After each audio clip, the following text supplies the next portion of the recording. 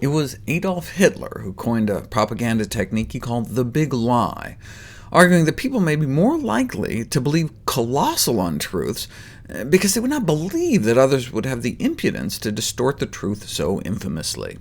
So in the big lie, there's always a certain force of credibility. The book Eat Right for Your Type makes the astounding claim that people with different blood types should eat different foods. Type O's are supposed to be like Hunter and eat a lot of meat, whereas people with type A blood are supposed to eat less. In one of the world's most prestigious nutrition journals, a systematic review of the evidence supporting blood-type diets was published. They didn't find any.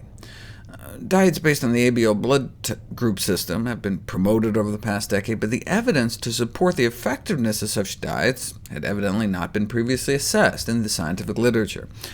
Actually, in the Journal of the Norwegian Medical Association, there were a number of papers that came out of a day-long scientific seminar held by the Norwegian Society for Nutrition.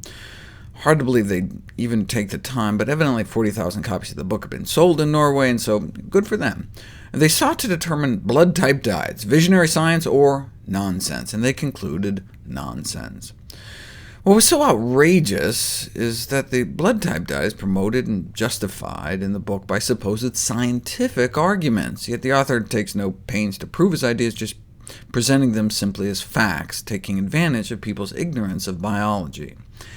His arguments sound scientific, and he uses lots of big words, but displays a fundamental misunderstanding of the science, describing the book's understanding of some basic tenets of blood-type biology as absurd.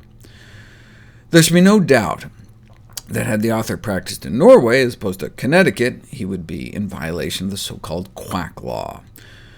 The book cites the work of blood-type biochemists, but if you actually ask the actual experts, as scientists, they say, obviously you have to keep an open mind, but not so open your brains fall out. It must be stated that an open mind should not extend to some of the non-scientific literature where there are books on the ABO blood type system of pure fantasy. The most recent and incredulous of these claims individuals of each ABO blood type must subscribe to a particular diet. I don't know how researchers have the patience to read these popular press books, but it can lead to an appreciation of the ridiculous aspects of the many ignorant and preposterous claims. So what should the overall assessment of this work be? The nicest thing you can say about the book is, well, it does have a good imagination. Is it any worse than people who believe their fate is determined by the stars, though? Well, yes, because astrologists aren't telling a third of the population to go out and eat organ meats.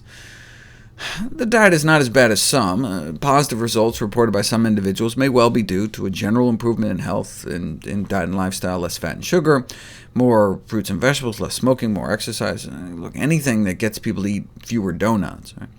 But though this may get lost a bit in translation, professor of laboratory medicine at the Norwegian University of Sciences analysis concluded that the author's learning must be considered junk and without scientific foundation.